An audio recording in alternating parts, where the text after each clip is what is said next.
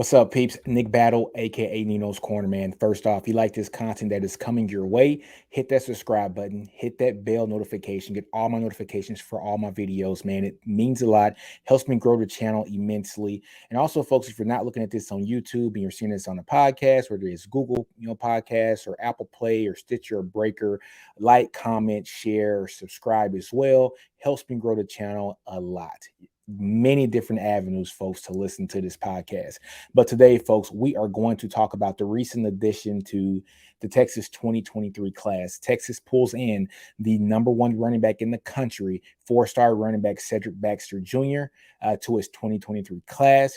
But prior to that, folks, let's give a shout out to our sponsors. So, folks, first off, our first sponsor is BetUS. So go to betus.com, folks. Get a 125% sign-up bonus using the code NinosCorner or clicking on that link in the bottom in the descriptions. You click on that, get you 125% sign-on bonus.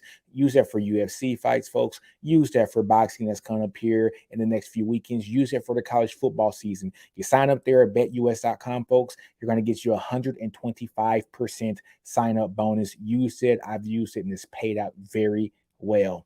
Also, folks, support for the Ninos Corner podcast is brought to you by Manscaped, who is the best in men's below the waist grooming champions of the world. They just released their fourth generation Lawnmower 4.0 trimmer, folks. Go to manscaped.com, use that code Ninos Corner, get you 20% off and free worldwide shipping. Again, folks, 20% off and free worldwide shipping using the code Ninos Corner.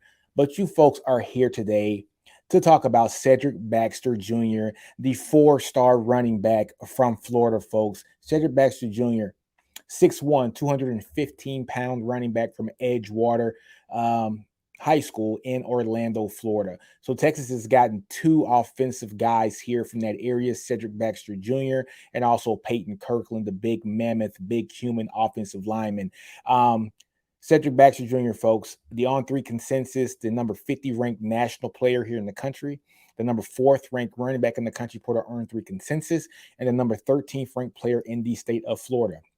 But on-3 has them rated quite a bit higher, folks. The number 28th ranked player per on-3 in the country, the number 1 running back in the country, and the number 8th player in the state of Florida. What do we like about Cedric Baxter Jr., folks? Well, I like a lot about Cedric Baxter Jr. Cedric Baxter Jr. is one of those guys who's a very fluid runner, does a little bit of everything. He's played a little bit of linebacker, if not mistaken. He's played running back. He plays special teams as well. He returns punts and kickoffs. He's a big running back, a running back that a lot of people want to profile to a Najee Harris and the Steve Sarkisian kind of offense. I like the Najee Harris in comparison. However, I got somebody who I think is a better fit. Najee Harris was a bigger guy, 6'2", 6'3", 225 pounds coming out of high school. All right. Cedric is a little bit smaller than him at 6'1", 205 pounds or so, 210 pounds. I got a comp of Todd Gurley. Now, I went and looked at some Todd Gurley film from high school, and it's so eerie similar to what Cedric Baxter Jr. is doing. Cedric Baxter Jr. being one of those guys who's not a 225-pound guy like Najee Harris was, who ballooned to a 240-pound monster, in the NFL. And I think he played at 240 as well in his last season at Alabama. I don't think he has that kind of frame to put on another 40 pounds of mass at the college level. I think this is a guy that his body frame is going to settle in to around 225. I allow that Todd Gurley frame. Folks got to understand, Todd Gurley came into college football at around 195, 200 pounds, around 6'1" also. So a lot similar to Cedric Baxter Jr., but both can handle the rock. Both can run the rock very well, really good vision, and very good speed. At first, I could not find verified track times for Cedric Baxter Jr. And so you just kind of got to go with your eye test here and just see his speed. This guy's fast, folks. Good motion, good fluid feet. Lateral motion is great. Great vision. Bounces out. Does not get hit a lot. And when he gets an open field, nobody catches him from behind. So that lets me know, is he probably going to, be a guy that runs a low 4.4? No, probably not. But he is fast and has wheels, and he does have another gear. I was very shocked to see that extra gear. High knees, a lot like Todd Gurley as well. Very high knees when he starts to run the ball, and he just doesn't get caught, folks. And I love those dogs in Florida.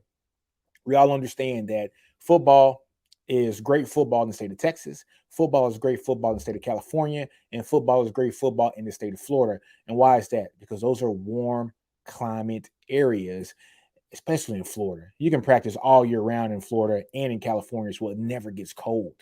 So you got kids that are always doing their thing on the field, getting better.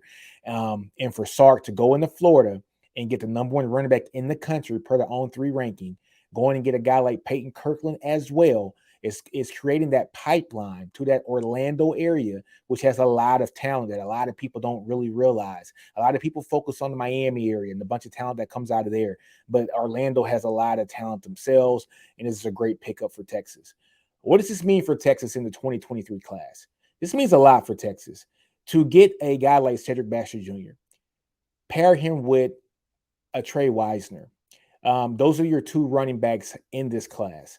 That's a great pairing. The number one running back in the state of Florida, the number one running back in the country, and then get a guy like Trey Wisner, who's also one of the top running backs in the state of Texas, as well as one of the top running backs in the country. You pair a guy like Cedric Baxter Jr. with the offensive skill talent that Texas has gotten over these last few weeks, folks. Getting a guy like Jonah Wilson, getting a guy like Jonte Cook, getting a guy like Ryan Niblett. I think he was one of our first guys to actually commit here to Texas. Um, you know, getting guys like that at the wide receiver position. Like I said, pairing him up with Trey Wisner, but then having him run behind this huge offensive line in the next couple years, not only for the 2023 class that has the guys like Connor Stroh and the Kojos and the Peyton Kirklands and the Jaden Chapmans. I'm missing somebody. Trevor Gooseby.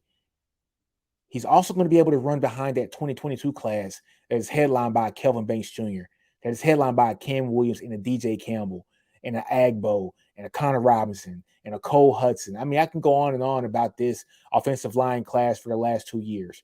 So him being able to come in and knowing that he's going to have beef in front of him that he can run behind and that he can hide behind and get a bunch of yards and fall forward for 4 or 5 yards easily only helps make that decision that much better for a guy like Cedric Baxter Jr. I love the pickup. This is great. You see that Sark's probably going to use this guy like he uses a guy like Najee Harris when he was at Bama. We all know that Sark likes to use his skill position players, especially his running backs. He doesn't like to substitute a lot. And this is a guy who is no kidding, can stay on for 3 downs. If he needs to run, if he needs to, catch the ball as well. He's both really good in both, facets of the game. He's a bigger guy, so hopefully he will be able to learn at the collegiate level to be able to take on those blocks, and so he can give great pass protection. I really like the pickup, folks. Like I said, Sark is bringing in the skill positions. He's shored up the lines. He's definitely shored up the offensive line so that guys like Cedric Baxter Jr. can flourish in his potent offense from 2023 and beyond. But on that note, folks, man, we're going to end this podcast like we end all our podcasts. I'm going to tell you guys to do you, man. You guys know what that is. You guys are my Ninos Corner peeps. You guys know what it is. Do you. Don't be afraid to fail. Outgrow your environment. Understand your brilliance. And on that note, Ninos Corner, I'm out. Horns up. Hook 'em all day long.